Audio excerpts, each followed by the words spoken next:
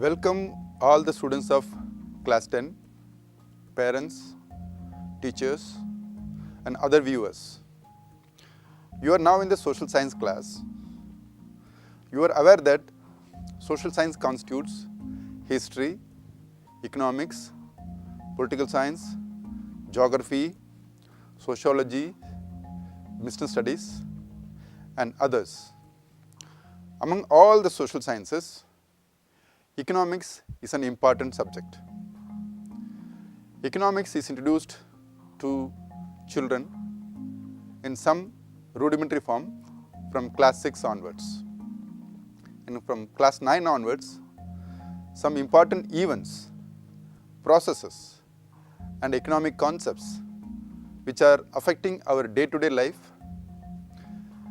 which on the basis of which we take economic decisions while reading newspapers, while buying, selling things, watching media, which also have influenced our lives. Some of the concepts in economics we have already introduced to you in the previous presentations. In today's presentation, we are going to talk about globalization, how globalization has influenced Indian economy. You may be interested to know that why we have to study this idea of globalization. In our view, it serves many purposes.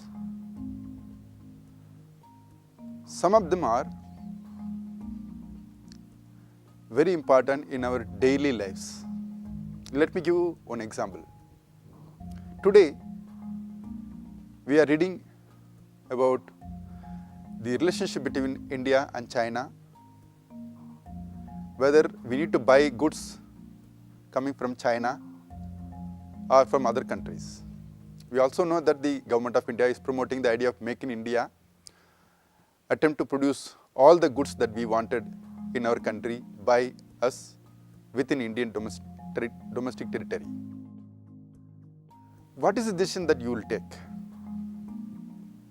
You may be quite surprised to know how your parents may be buying these things. For these purposes, we need to understand this topic of globalization. Not only for buying things from the other countries, even for own purpose. For example, you may be going to a grocery shop, or you may be buying online, or you may be buying through telephone. What commodities to buy? Why we have to buy a particular commodity? That requires understanding about globalization, because many things like even the fruits like apples and many other fruits are coming from other countries today. This was not the case 20 years before. You are a student of class 10. You may be reading newspapers. You may be wanting to know some important technical concepts, terms used in the newspapers, like markets, trade, profits, investment, economic policies, imports, exports, system development, etc. So this topic of globalization will also help you to familiarize yourselves with these simple concepts. Then there are many concepts which are not economic, but which have influence on our daily life. Ideas like how we are interconnected with people around the world, how we are depending on each other, how we depend on neighboring countries for essential things, why we need to live in peace, why we have to develop empathy, how we can address the conflicts based on war between countries, how do we understand people's struggle, why people go for protest against companies, how to restore democracy in our country. For all these things, we need to learn about globalization. So in this session and in the forthcoming presentations, we are going to discuss about it. As an economics student, you are now in class 10, and What are those concepts that we are going to get understand? There's some basic ideas: imports, exports, investment, foreign investment, foreign trade, profits, sustainable development, outsourcing, globalization, subcontracting, competition, supply chain, free trade, creative destruction. Finally, we will also completely recognize what is this term globalization mean actually. First things first, let us do a small activity. One major idea in globalization is that the term called multinational companies. In short term, it's called MNCs. Let us understand them. Let us locate them. It's a small interdisciplinary activity. You might require a world map, a pencil, if possible, if you are able to browse through. So what you do in your house, you look at 10 to 15 goods that you have in your house.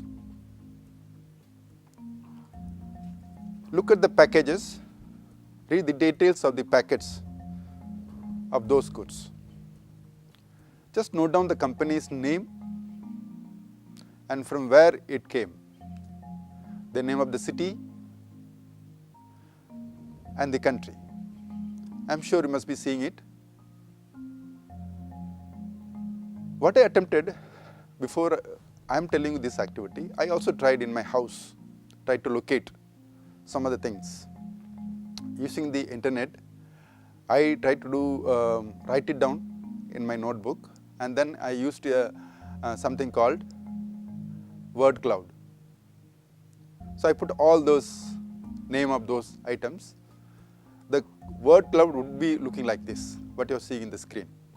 You can also do similar things. Please note that in today's presentation and in the forthcoming presentations, I am going to show many names of the companies and their products.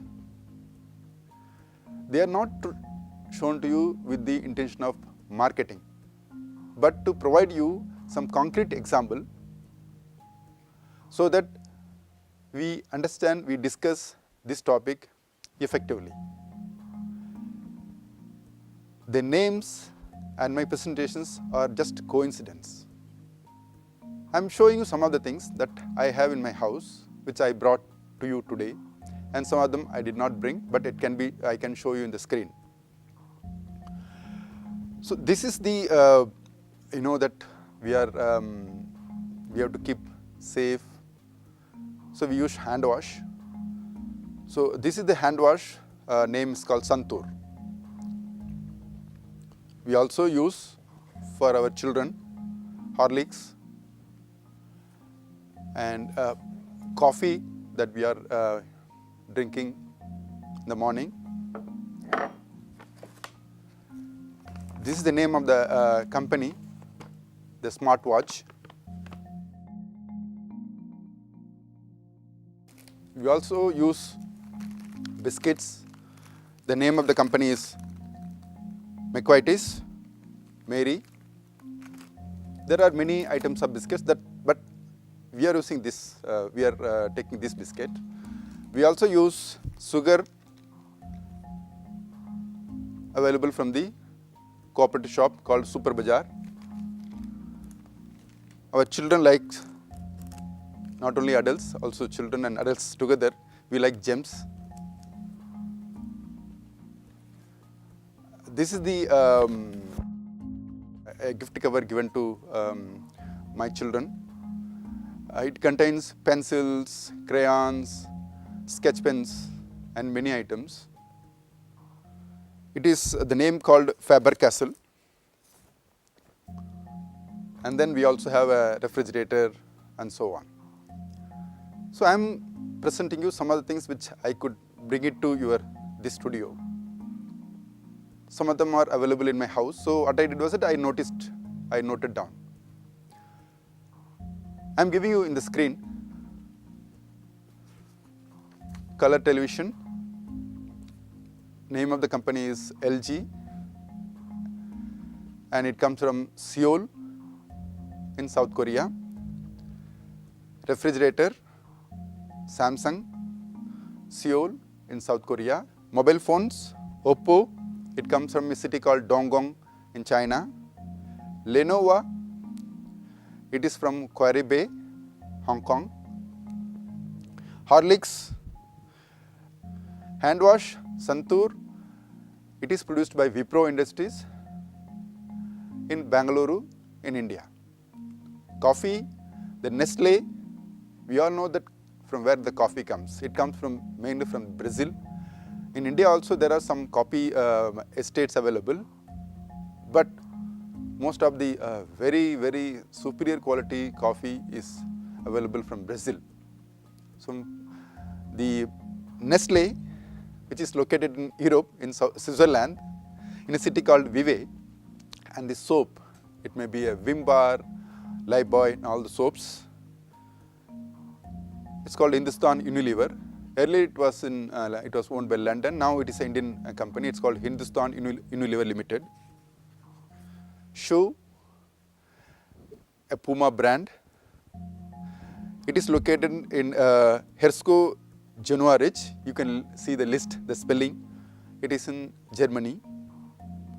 The Fevicol, the Fevistick, the headquarters is in Mumbai, but it is manufactured in South Korea.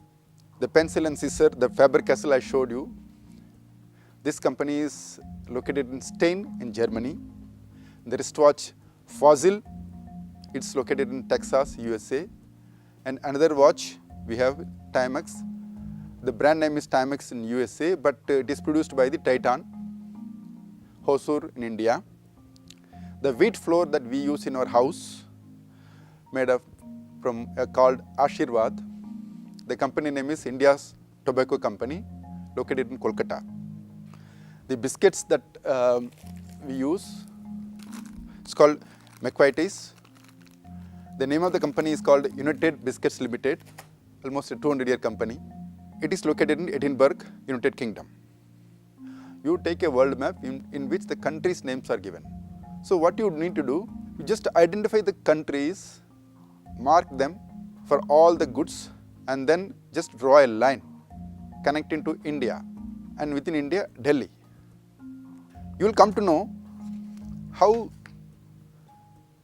my house is depending on many countries, not one country, two countries, nearly 10 countries. You will also come to know that how the multinational companies of these 10 countries taking away profits and also my income that I am earning here. So it goes as a profits. So the globalization is dealing with all these things.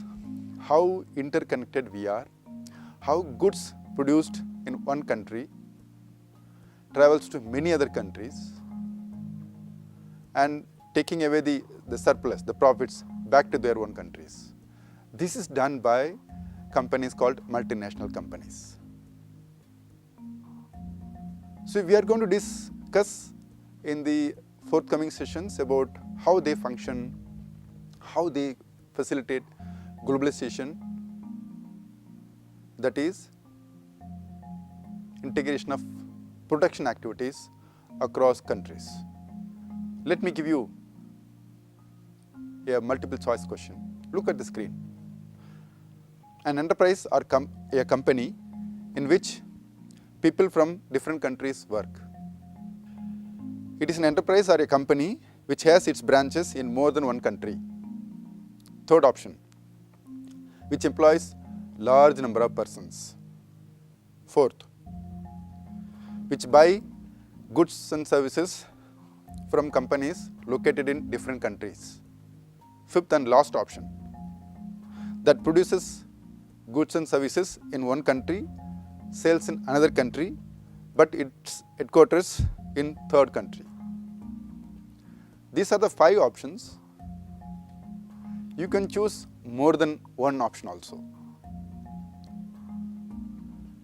Just go through it, choose the options. I'm sure you must have identified. In my view, there are two options which are correct. Option, I'm sure you must have answered correctly by now. Option number 2, which has its branches in more than one country. For example, when I showed you this Fevistick, the headquarters is in Mumbai, but it has a manufacturing unit in South Korea. If you look at Gems, the headquarters may be in UK, but the manufacturing units are in India. So this means it may have branches in more than one country. That's the basic definition of a multinational company. Secondly, the second correct option is that option number E, that produces goods and services in one country, sells in another country, but its headquarters is in third country. I told you that the Nescafe coffee, the headquarters is in Europe, Switzerland, but the raw materials are available from Brazil. It is processed in India and it is sold in all over the world, including Brazil, Europe and India. But headquarters is located in only one place, that is in Switzerland. In this presentation, we discussed about why we need to study globalization. We also looked at our house, identified the goods and located their origin from where it is produced.